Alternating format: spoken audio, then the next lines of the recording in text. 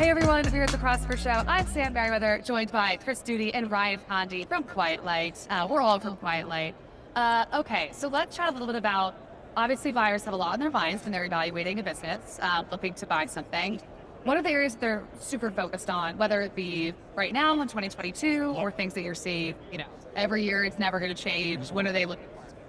Yeah, I'd say one thing coming into 2022, a lot of people want to know how the business did before COVID, during COVID, and after COVID. So some businesses it seemed like had really big COVID bumps, and then other ones, they shut down youth sports, and if you were selling shin guards, it went way down, right? And now we're starting to see that flip up. So buyers will definitely want to see that story.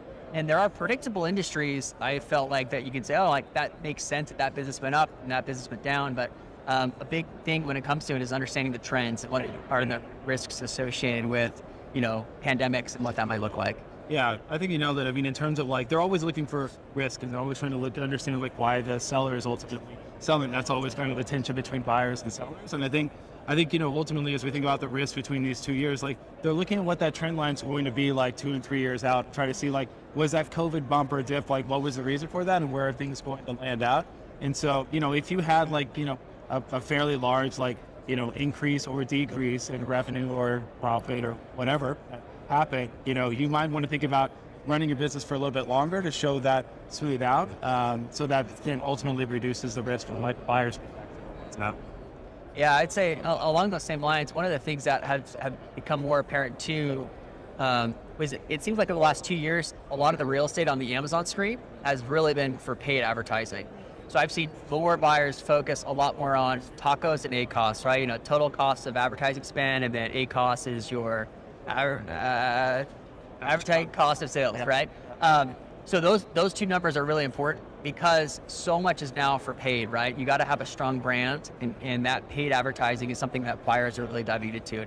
If you're starting to creep up to higher percentages, like in the teen percentages of your advertising costs, that's a big red flag for buyers because they're not going to be able to sustain that moving forward if that starts to creep up to higher. Yeah, definitely. And I would say don't beat yourself up if you had challenges in terms of gross profit declines or SE declines or increase in advertising. That's happening across the board. If it's not happening to you, that's great. You probably have a really good business itself, but it has been happening, as Ryan was talking about, in terms of Amazon, requiring so much more advertising, taking that too much more space. Then of course the cost of advertising is going up to get your product out there.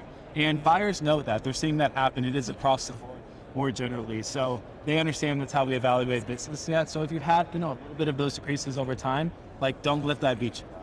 That's still very simple. There's also, I don't know, Chris, maybe you see this too, a lot of focus on shipping. We've seen shipping go way up and then way down and then back up. And it's kind of just been like a roller coaster ride with shipping. And I think we're at a point now, buyers understand that, maybe the worst of it at the end of 2021 and the fall and Q4, that's when containers were most expensive and it started to level off and come down.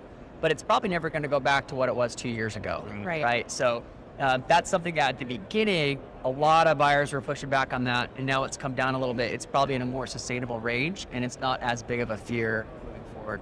Yeah. And the advice that we always give sellers and what we practice here at Quiet Light is always building that narrative and telling a story about the business. And as with anything, particularly with COVID, everyone has a story, right? It's been a really, really long 2 years, and it certainly has been for Amazon sellers and online sellers more generally. So think about what that story is. Where were you before COVID? What happened during COVID? What did you do during COVID? What were your achievements? What were your challenges? Be able to craft that narrative so that you're able to have a great business summary that ultimately puts together a good marketing package. Right. It's not just about the numbers. I think so many people focus on that. There's a whole other background that goes into it. As you mentioned, the marketing package that we work on with our clients. Super important. Cool. Well, thank you guys for joining us today. Anything else you want to chat about? No. One of the other things I've seen a lot too, and there's a lot of talk with aggregators and people who are buying. We've kind of focused a lot on Amazon businesses because yes, you can tell in the news and the media, a lot of people have raised money to buy Amazon specific businesses. And I think I think we did the numbers and it was 30% of the businesses we sold last year were actually to aggregators.